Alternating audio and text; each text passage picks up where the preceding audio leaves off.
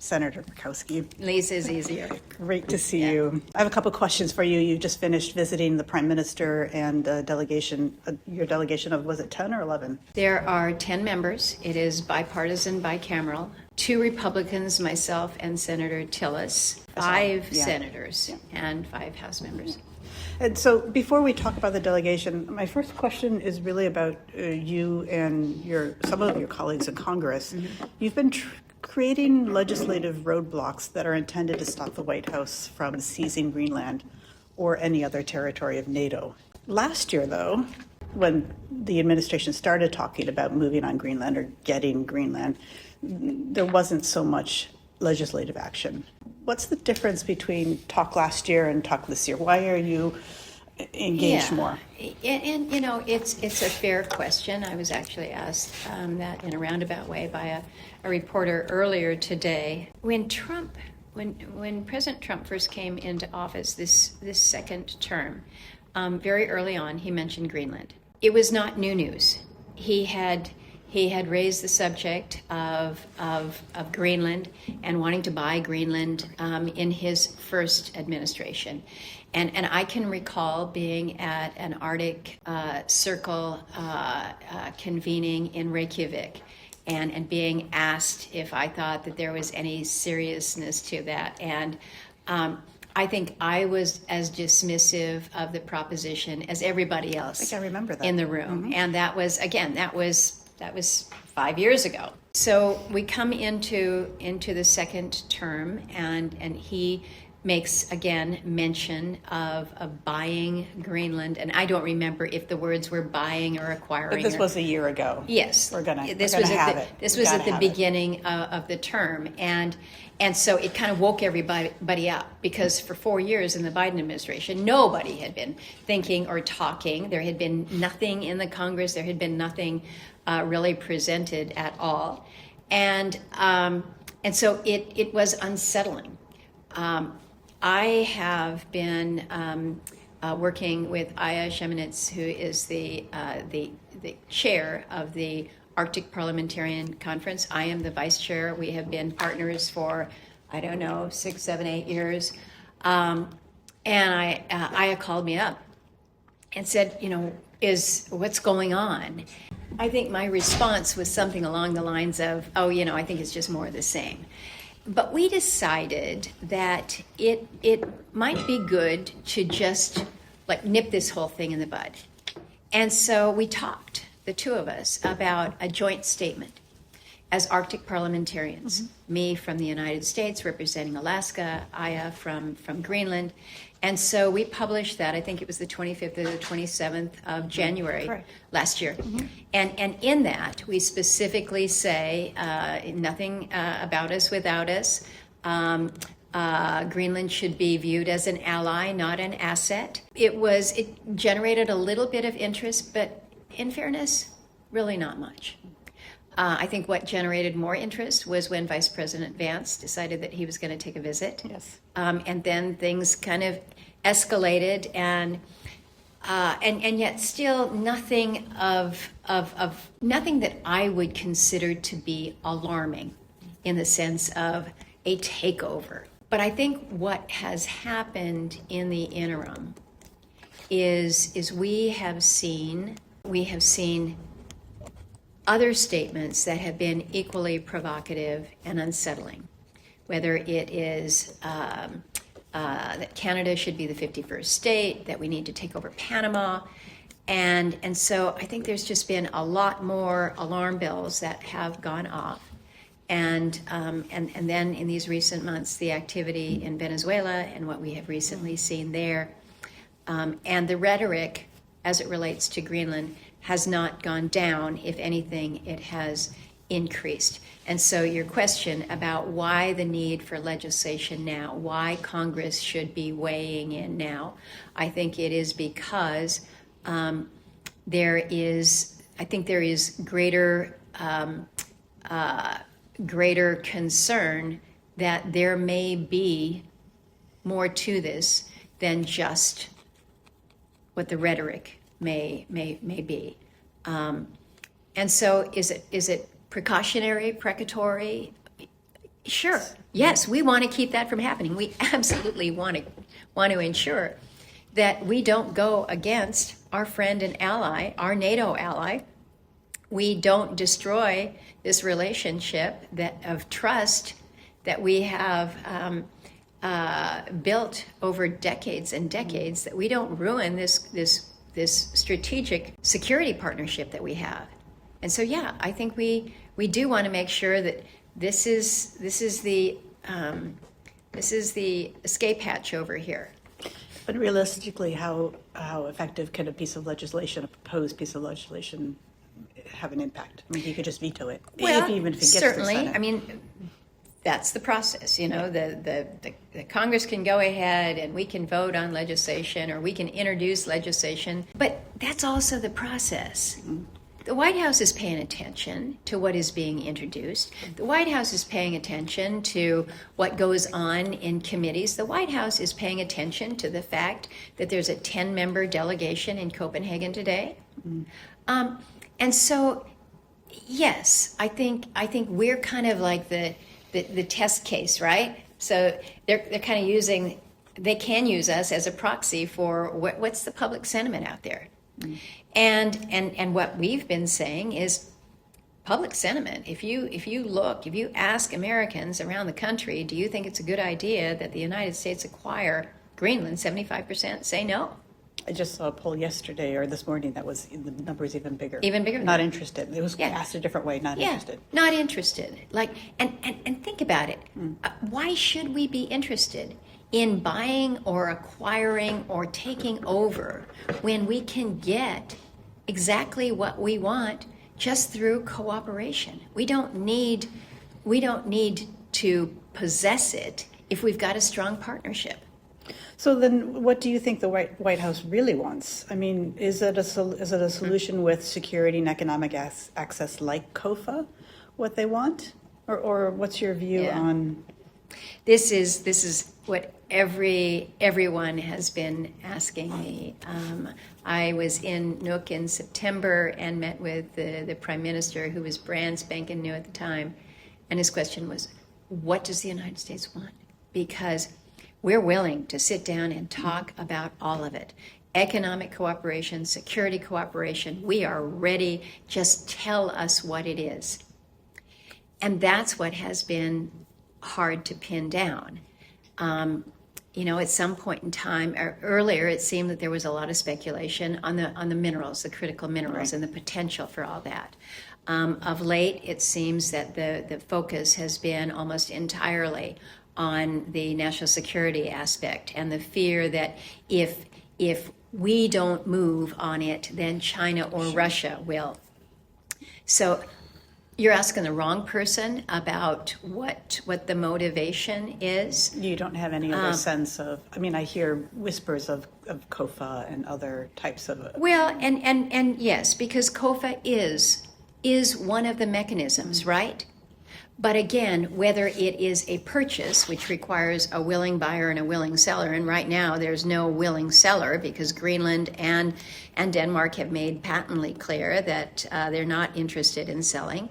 But another form of relationship through governance structure, like a COFA, free association, is something that has been considered.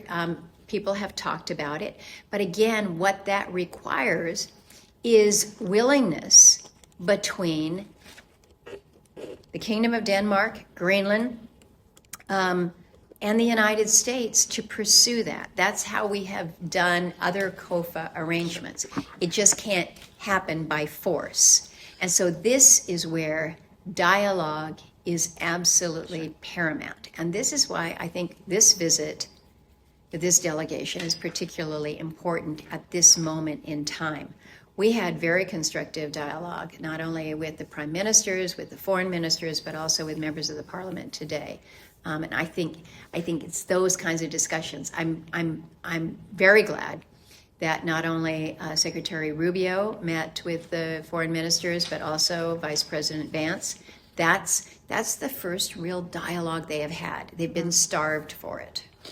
And so this talk of if there's not a willing partner, then the last thing on the table is the talk of a military acquisition, a military taking it by force. That needs to be taken off the table. Senator Tillis this morning in an interview when he was walking in by the Danish television said, "Don't worry, this too shall pass," and dismissed it. Do you think we can just dismiss it? I find it so deeply troubling that you and I are even having this conversation, that you're even asking me this. Just as I responded to a reporter earlier in the week when they asked about Greenland and a war powers resolution, I said, I cannot believe that we are using the word Greenland in the same sentence as war powers resolution. Who would have ever thought that we would get to a place where we would have to have these measures to prevent any kind of military activity? The Secretary Rubio has said very clearly that's not what is being considered, and I think that that's important. But it still has not settled the nerves of those here in the Kingdom of Denmark. So you think it'll pass, or What? this too shall pass? Or is it selective rhetoric? I choose the rhetoric I want to believe in. I think that we have a president who believes very, very firmly that he wants to preserve all of his options, and we still see that out there. But I think if you're to ask the American public how they feel about that, I think they would be strongly against it. As I have visited with members in the Senate, I can tell you the resolve. That's a line that we just should not cross. I think if it were to come to that point, you would have the Congress firmly rejected. If they get told beforehand. I hope, but again, you just hope it never gets to that point, because I'm just listening to some of the concerns that were raised by some of our Greenlandic representatives just an hour ago. The fears of people. One of the parliamentarians said, his family is talking about leaving Greenland. They're in fear that the children are afraid when they go to bed at night what might happen while they sleep. The anxiety, and then we had a great lunch with business leaders, and the stories that they shared about the business decisions that they are making, long-standing partnerships that they have had with the United States that they are now reassessing. Danish business leaders with the United States are reassessing. Yes, yes, and you look at this and it's like, okay, I get strong words to give you leverage, but you've got to be thinking about what the ramifications of those words are, because when people are acting out in fear, taking actions based on that fear. I was interviewed this morning, and this was an American network, and they said that they had been on the streets of Copenhagen yesterday and just doing kind of man-on-the-street interviews.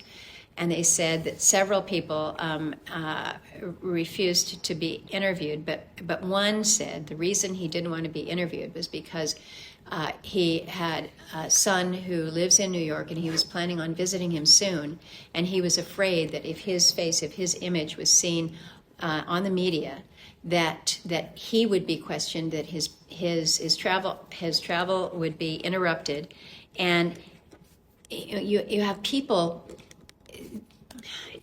It's a great anecdote. Well, it's a disturbing anecdote, Let's talk about your delegation today. Now, you just did a press conference where you high level, you explained everything, but maybe we can get a little more granular with anecdotal evidence of what you talked about, or is there really unity across this delegation? I know there were only 2 Republican representatives in there, but can you give us just a little more about the conversation and what you've achieved so far? Yes, I think with regards to our delegation, again, bipartisan, bicameral, yes, 2 Republicans, but I don't think it was because of lack of interest or a concern about what we're seeing here. It was really a matter of scheduling. Just a couple days ago, there were 5 on this delegation, and literally overnight it doubled because of the interest. This is a delegation where, when the trip was first scheduled, we were going to Davos, and we were going to Davos with a first stop in Brussels. And then last week, I think it was just last Friday, I talked to the leader of the delegation, and I said, can we stop in Copenhagen as well? So that wasn't on the table before so we started. Important. And as it turned out, we decided to drop Brussels, do Copenhagen. We actually tried to squeeze in a trip to Nuuk as well, but with the flight rest time, we couldn't make the journey to Nuuk, get over here, and still meet with the prime ministers. And so we weren't able to do that on this trip. And so I say that by explanation, that this was a lot of last minute stuff. The fact that there are 10 members on this delegation right now in Copenhagen, right now, with very little notice, on Martin Luther King weekend, where most people want to be back in their home districts. Right. The House has to be back in. They're not on recess. So I think it's pretty remarkable that it is as big. And yes, the fact that there's only 2 Republicans, I don't think is any measure of the where the weight is. So what will they I take want to home? make sure that, and we stress this in the meeting with the parliamentarians, this shouldn't be viewed as a Republican versus Democrat issue in terms of your position here. This is about respecting our NATO alliances. This is about respecting the sovereignty of Denmark and Greenland, and the right to self-determination. And so I think it's really important that we not try to get this so, if you are a Trump supporter, you must think that you want to take over Greenland. I don't think that is the case in this one at all. And it's been very interesting because as the reporters have very clearly sought me out for my views on it, all of them, I shouldn't say all of them, many of them come back and say, well, you're a Republican, so therefore you must. And that's not how it works. But so, labels aside, what can this delegation bring home? What can they do? Was it a visit and learn, and that's it, or what's next for this group? And I think it's a good question, because we do need an action plan, and we kind of talked about that. What it is that we need to do. We need to go back and share with colleagues and folks in the administration some of the concerns that we heard, the very real anxiety, what this kind of overhanging threat might mean. We need to speak to the fact that the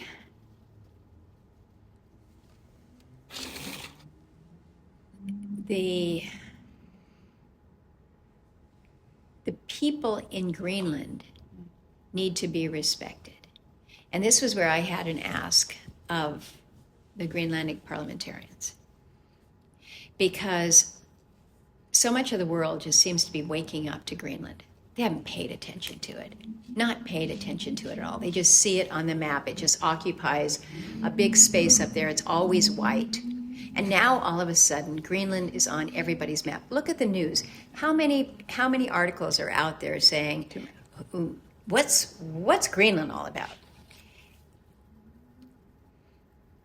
Greenland is described as a place that has 57,000 people. But we don't really know who these people are. And their story needs to be told. The fact that 95% of the population is indigenous. Their story, their connection to the land. It was a very moving statement by two of the young parliamentarians about how the whole concept of land ownership doesn't even exist in Greenland because the people don't own the land. They use the land, they give back to the land gives to them, and they give back to the land.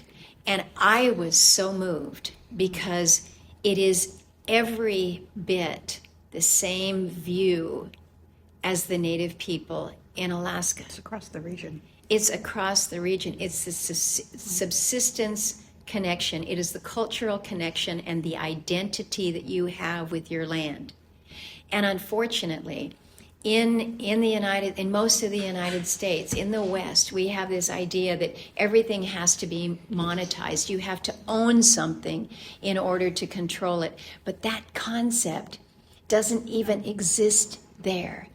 And so I said, you have opened the eyes of all of us here to understand how when somebody says, we need to own you, that is so foreign and it is so wrong. And so it causes such anxiety and stress that people don't even know how to get up out of bed in the morning.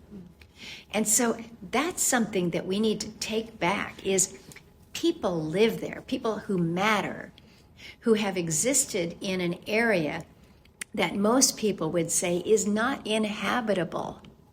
When you mention the news today that no flights to Copenhagen because the one plane is out of service. Yeah. I mean, that's the reality. Yeah. They live with that reality, just like the native people. Anaktuvik, the village of Anaktuvik has been out of fuel for 2 weeks now. Mm. The temperatures are 40, 50 below right now. Mm.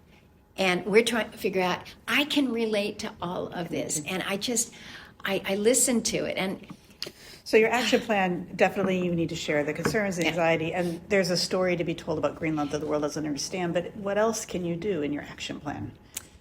Well, I think, again, from the Congress's perspective, we have introduced some measures. Senator Gallo and I have a concurrent resolution that basically outlines the strength of the partnership between Greenland, Denmark, and the United States. Senator Shaheen and I have introduced our NATO Up bill, which a lot of colleagues on my side of the aisle have expressed an interest in. As I remind people, you can be Donald Trump's #1 supporter and still support and acknowledge the role of Congress when it comes to determining how we authorize spending. And so they are not inconsistent, so don't confuse that. I think messages like that are important, whether or not they're actually passed into law. I think some of the signals that are sent in terms of support on the economic side, I think there is a lot more that can be done. We talked a little bit about that. There are a lot. What do you mean, the economic side? So there are a lot of again, Danish business interests in the United States, great partnerships that go back and forth. We get that. We appreciate that. But understanding that we fray this alliance with Denmark because of the rhetoric. Risk.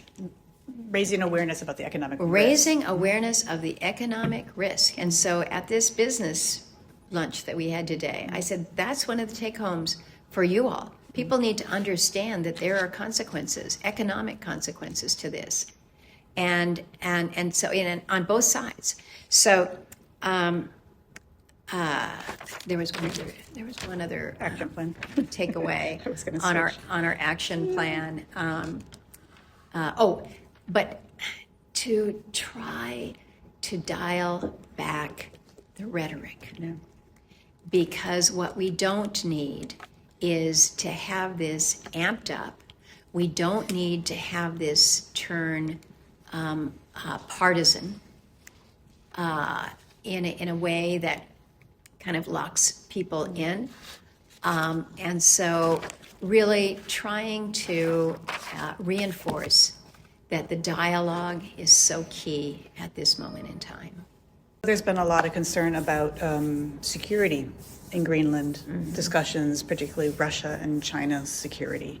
And some, one could say many, might say we're looking at the wrong coast and the wrong waters, and that we should have much more concern about Russia and China when it comes to the Alaskan coast. I agree. And the Bering Strait. And I'd like to hear more about what you think about that, because that hasn't been much of the conversation. And I appreciate that, because with all of the attention on Greenland and what we might be able to do, how we can work to secure water passages and airspace and air and space in this great area. I'm looking at it and saying, well, okay, good luck there. You're going to have to build a heck of a lot of infrastructure to do what you're trying to do. And you're talking about acquiring.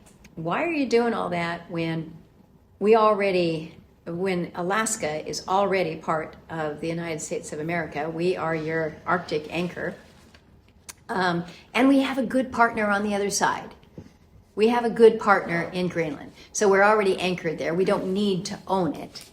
We've got Pittavik in terms of a security perspective. And so if we need to do more to enhance it, let's do that through the cooperative partnerships.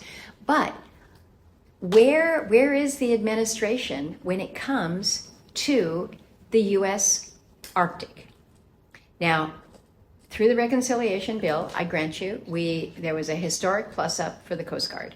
That's going to be helpful for us. We're getting icebreakers built. The Ice Pact is something that I find very encouraging, this partnership with Finland and how we're going to be building out. I just had a briefing with the Coast Guard on that a couple of days ago. That's all positive. That's all well and good. But our reality is we still do not have a deep-water Arctic port. I managed to scrape together $41 million in the appropriations bill that just passed yesterday for the Port of Nome. But to build out that port, my gosh, it's hundreds of millions of dollars.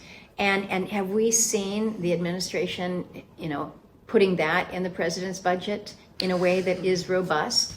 But should they be more concerned about Russia and China in Alaska than, say, Greenland? Well, or preparing more? I think, in fairness, we need to be all eyes all the time on Russia and China.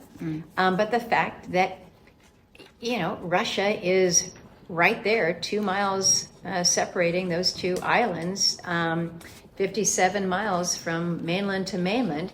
Yes, I happen to think that we need to be focusing more. We deal with these air incursions, not on a weekly basis, but sometimes on a weekly basis when they're sending Russian bombers just to kind of come into our eddies, just kind of to show off a little bit.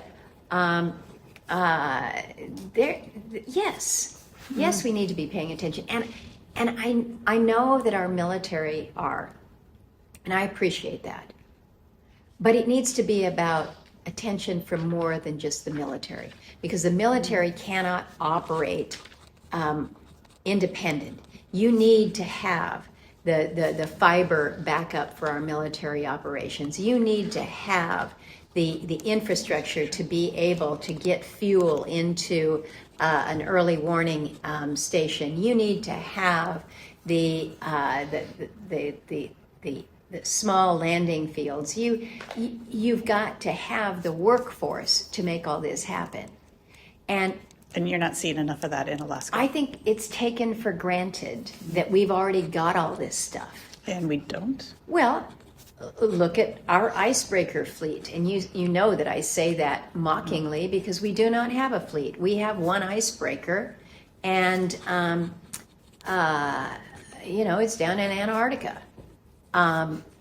Yes, they're coming, but and again, our deep water port, our transportation corridors. What do we really have in the Arctic?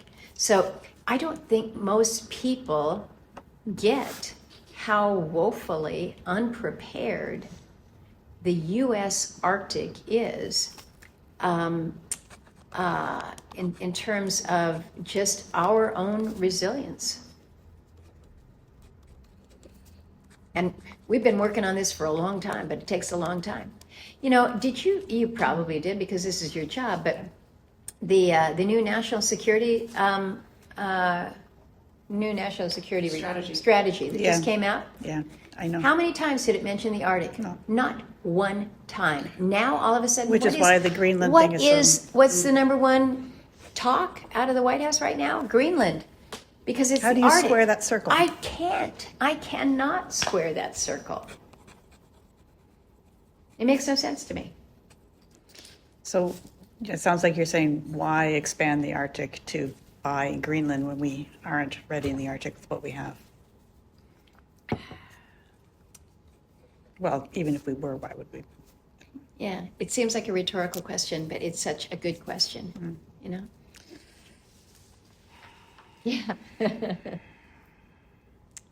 You mentioned just a minute or two ago that for my words, but you said something similar. For decades, the world has largely ignored the Arctic region, which I believe to be true. But we at Arctic Today, and I know I myself have seen you regularly visiting the other Arctic nations and being part of the collective conversation. You always show up. You're an ally. It's very clear.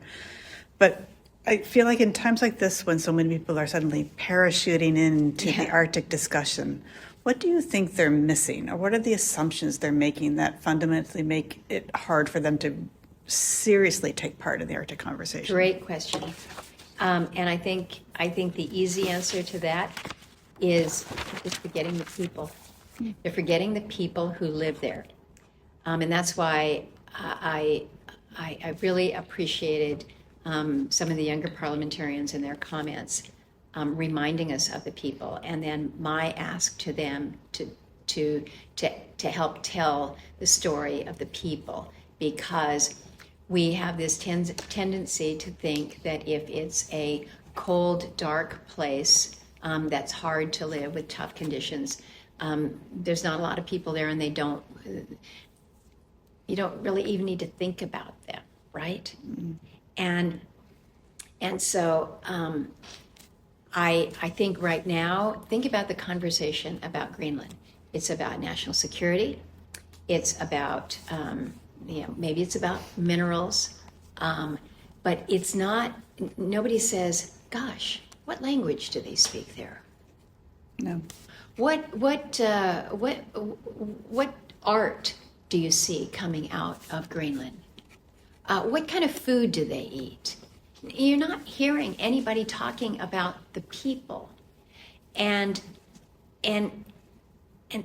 think about how that would make you feel if you were a Greenlander and you just felt like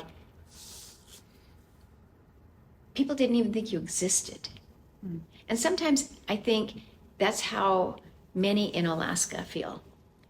Like they don't even think that people live out in a rural area or in these remote, hard to live areas. And so, why do we need to have running water? Why do you even need to have a school? Yeah. And so I think that is part of what people miss, is that Greenland is not only a territory with people who have been there, indigenous people who have been there forever, but they have their own government. They have their own prime minister. I am wearing 2 flags. I just want it noted for the record. Because they have their own flag. Yeah. Yes, they are part of the Kingdom of Denmark, but they have their own flag. They have their own prime minister. They have their own parliament. And that needs to be, that autonomy needs to be recognized. And I think that's some of what Washington, D.C. is missing right now, is we can just blow right past them. No, lack of respect. Mm-hmm. For the last year or so, Denmark and Greenland have been engaging with the administration in this conversation, and as it's escalated. How do you see the Nordic Arctic mindset is very different from the mindset in the administration. It's about how everyone's raised. It's about how society is being built around you. How do you see the changes in their ability to actually connect and discuss and negotiate? Has it gotten easier, harder? Has their understanding gotten? I don't know. That's hard for me to say because I'm not in those conversations. I don't know. I don't know. And I'm involved in so many of these discussions with fellow Arctic parliamentarians, and when I go to these Arctic conferences, because I try to go to as many as I possibly can, but so often I'm like the only American representative there. So it's like, am I agreeing with myself or not agreeing with myself today? And so I think that's been part of the frustration that you've seen, is that, who's showing up from the United States? Oh, Lisa's here again. Well, she's a friend. We can count on her, and we can have great exchange. But it has been hard to get the attention to the Arctic, and it's changing, as you say, and now with greater opportunity for commercial activity through waters that are no longer locked in ice. People see avenues of opportunity. They're seeing avenues of opportunity when it comes to minerals. They're seeing things. They're looking at it from a new light, and they're also looking at it from a new perspective, from a security perspective as well. I can remember having a conversation. This was before Putin invaded Ukraine, and we had an Arctic parliamentarian conference in Anchorage, and 2 of the parliamentarians from Russia were there, and one of them was sharing with me. He says, we never had to worry about security to the north because it was all one just frozen extension. Right. Never needed to worry until things change. There was a joke made by Billy Long about Iceland becoming the 52nd state. Yeah. He yesterday apologized for making this joke, and he is the nominated to be the ambassador to Iceland. Is that, have you looked at his candidacy? Is that one you could support? I have not yet met him. I do ask for sit-downs with all of the nominees for the Arctic states, just to find out who they are, but also to kind of introduce myself as one who's going to show up in your country, or the country that you're being named ambassador to. And so I have not had a sit-down with him. I saw that comment. I had not seen that he had offered apology. I'm glad to do that. But I think things are really tender right now, right? You talk to the Canadians. Yeah. They're not going to think that something like that is funny. And I don't think the people in Iceland would think that that is funny either, in view of what Greenland and Denmark facing right now. A petition was It's- started immediately to Yeah. request to reject him This in Iceland. Is that right? Wow, that says a lot. But this is part of the problem.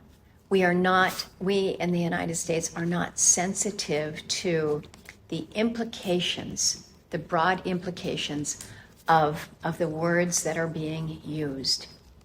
Words matter. Any mother who's ever raised sons knows that your words matter, so choose them carefully. And whether you're the President of the United States or whether you're a nominee to be an ambassador, your words matter even more. And so think about the effect. Yep. Right now, our NATO partners are rattled, and the world is dangerous enough that we don't want our friends to worry and wonder about the reliability of the United States and their relationship with us.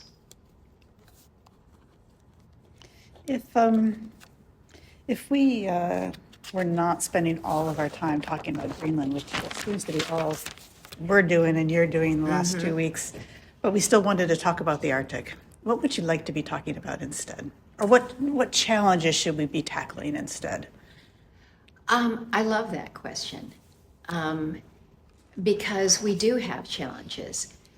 One of the things that my friend Edward Alexander, who is Gwich'in, and he's part of the permanent participants, he keeps raising the issue of wildfires across the Arctic region and what we're seeing with just unprecedented fires in areas that we have never had in higher northern regions, and what it is doing, the methane release when the fires come through, and these areas that have been basically buried with the grasses that have never burned are burned. It exposes the permafrost, and we see greater melting. And we've had some really great conversations, not only in the Standing Committee of Arctic Parliamentarians, but this is an issue that's been raised at the Arctic Council level. Things like that are so practical. Greater economic cooperation amongst Arctic nations is something that we care about. Everybody's trying to figure out how in some of these remote and more isolated areas we become more connected. So what is happening with the expansion of fiber and broadband in areas that have never had access before, what it means going into this whole AI world and how we can be a participant there. Issues related to security, most certainly. The role of cyber and space, the fact that we occupy a place on the globe that makes it really interesting for satellite observing. There's so much that we can talk about as Arctic nations. You know, Denmark has got the Arctic Council chairship.